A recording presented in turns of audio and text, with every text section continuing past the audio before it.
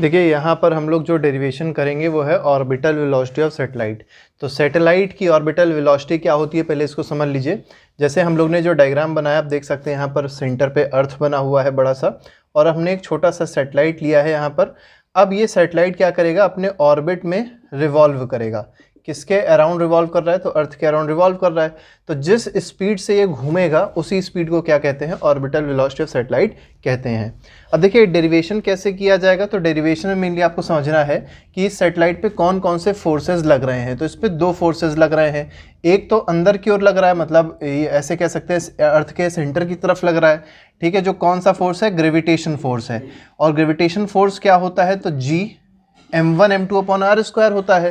तो इस सैटेलाइट का मास मान लेते हैं स्मॉल m है, अर्थ का मास मान लेते हैं कैपिटल M है। तो आ जाएगा G small m into capital M upon, अब देखिए r जो है, r ये मत सोचिएगा कि कोई वैसी डिस्टेंस है, r होती है दोनों के सेंटर के बीच की डिस्टेंस, मतलब सैटेलाइट का सेंटर और अर्थ का सेंटर, इन दोनों के सेंटर के बीच की डिस्टेंस को कहा जाता है r, ठीक है। अब यहाँ पर r की वैल्यू तो दी नहीं है, तो ये r जो रेडियस ऑफ अर्थ हो गया प्लस ये h, दोनों को जब जोड़ेंगे तो दोनों को जोड़ के हम लोग क्या मान लेते हैं कि ये जो डिस्टेंस है ये है स्मॉल r। तो हम लोग क्या कह देते हैं इसको, स्मॉल r का स्क्वायर। तो G m1 m2 upon r square, ये होगा कौन सा फोर्स, ये हो गया एक तरीके से ग्रेविटेशनल फोर्स जो इस बॉडी पे लग रहा था, और किधर क्यों लग रहा था, सेंटर की तरफ लग रहा था, अर्थ के। दूसरा फोर्स, अब क्योंकि ये सर्कुलर पाथ में मूव कर रही होगी जिसका रेडियस क्या है, स्मॉल r है, ठीक है। तो एक और फोर्स लग रहा होगा जिसको कहेंगे सेंट्रीफ्यूगल फोर्स, ठीक है, या सेंट्रीपिटल फोर्स। तो वो फोर्स क्या हो जाएगा, उसका फॉर्मूला आपको पता होगा, mv स्क्वायर बाई r होता है। अब यहाँ पर ये समझिएगा कि जो बॉडी घूम रही होती है उसका हम लोग मास लेते हैं, ठीक है। सेंट्रीपिटल फोर्स में जो बॉडी घूम रही होती है उसका मास लिया जाता है।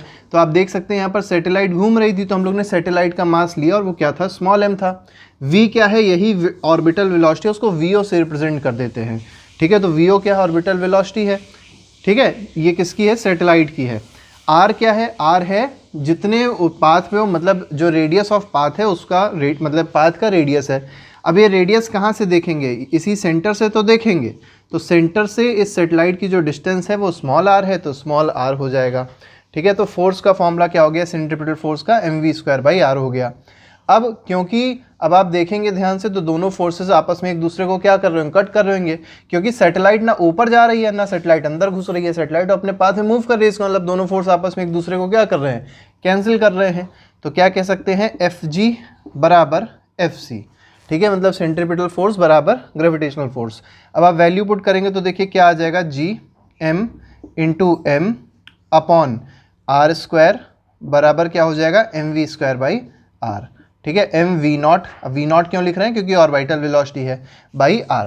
अब आप बहुत ध्यान से देखिएगा, एक r और एक r यहाँ का कट गया, ये m और ये m कट गया, ठीक है। तो यहाँ पर अगर आप देखें v नॉट में क्या बच रहा है, तो v नॉट जो है वो किसके बराबर आ रहा है, तो पहली बात स्क्वायर है तो अंडर रूट में आ जाएगा इधर की ओर, तो ये अंडर रूट हो गया, ठीक है।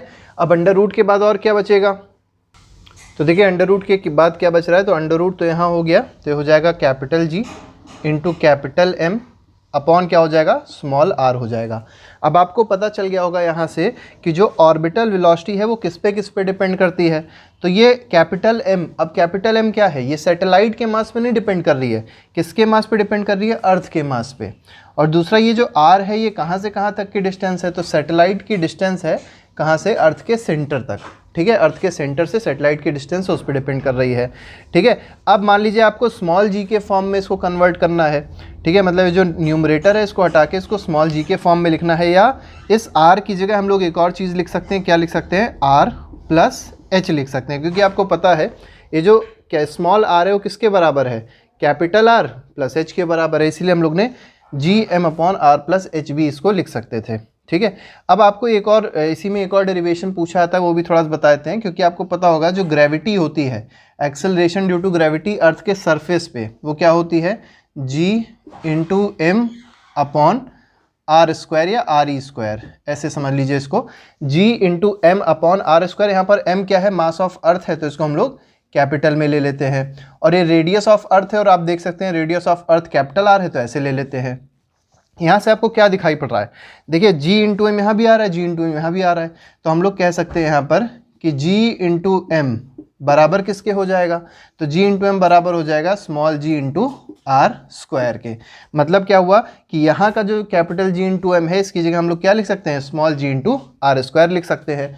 ठीक है, तो देखिए जब यहाँ रखते हैं तो देखिए क्या हम लोग को मिलेगा, इधर करके दिखाते हैं आपको कि जो ऑर्बिटल वेलोसिटी मिल जाएगी वो कुछ ऐसे हो जाएगी, अंडर रूट ऑफ, ठीक है, कैपिटल जी एम की जगह लिख देंगे g इंटू आर स्क्वायर, ठीक है, अपॉन क्या हो जाएगा, r प्लस एच हो जाएगा, r प्लस एच हो जाएगा।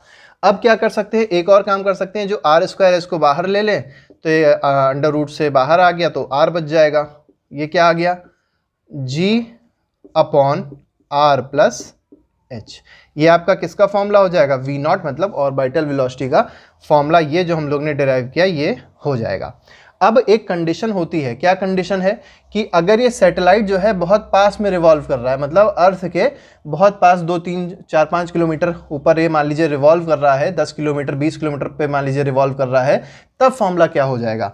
तब इस चीज़ को आप समझिए कि ये जो हाइट है ये हम लोग ने बहुत कम कर दी, मान लीजिए हाइट है ये यहाँ पे कर दी h की वैल्यू।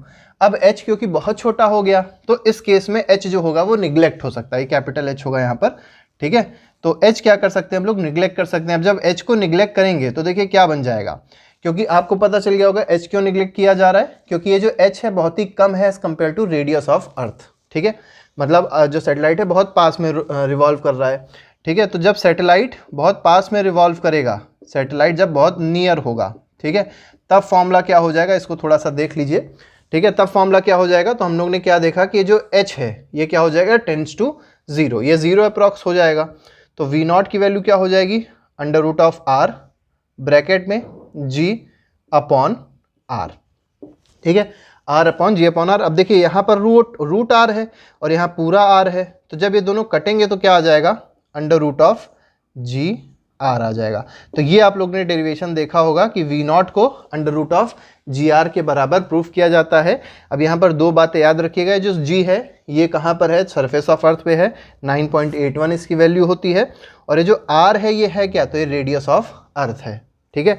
तो मेनली अगर आपसे पूछा जाए कि ये जो ऑर्बिटल वेलोसिटी है वो किस पे डिपेंड कर रही है, तो आप दो बातें यहाँ कह सकते हैं कि मास ऑफ अर्थ पे डिपेंड करती है और जो डिस्टेंस है अर्थ की उस सैटेलाइट से उस पर डिपेंड करती है। या यहाँ पर भी आप देख सकते हैं, तो अगर सैटेलाइट बहुत पास में रिवॉल्व कर रहा है तो वो एक्सेलरेशन ड्यू टू ग्रेविटी पे डिपेंड करेगी और दूसरा रेडियस ऑफ अर्थ पे डिपेंड करेगी। तो इस तरीके से पूरा डेरिवेशन था जो आपने देखा।